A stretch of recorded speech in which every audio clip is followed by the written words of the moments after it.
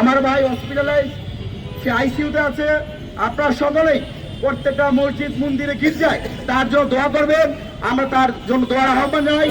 পাশাপাশি আরেকটা লজ্জার কথা বলে যাই, আমাদের এই একজন বন্ধু, আমাদের একজন সহযোদ্ধা, আমার বিশিষ্ট লজ্জা লাগে। আমি জুলাই আগস্ট ছাত্র নাগরিক গণঅভ্যুত্থানে বৈষম্য বিরোধী ছাত্র আন্দোলনের কেন্দ্রীয় সমন্বয়ক ছিলাম।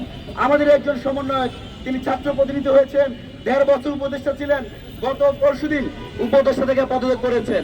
দেখুন আমাদের হাদি আইসিইউতে আছে, আর সেই সদ্য ঘোষিত সদ্য পদত্যাগকারী উপদেষ্টা আসিফ মাহমুদ বিজয় র্যালি করছে।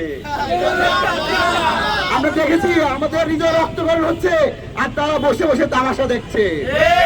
গত ১.৫ বছর যেভাবে এদেশের ছাত্র সমাজের কোনো দাবিতে আসে নাই, জনগণ নির্যাতিত নিষ্পেষিত হয়েছে, সেই উপদেষ্টা আসে নাই। আজও আমার ভাই যখন আইসিইউতে, তখনও তারা বিজয় র্যালিতে দাঁড়িয়েছে। নাকি এই অনুষ্ঠান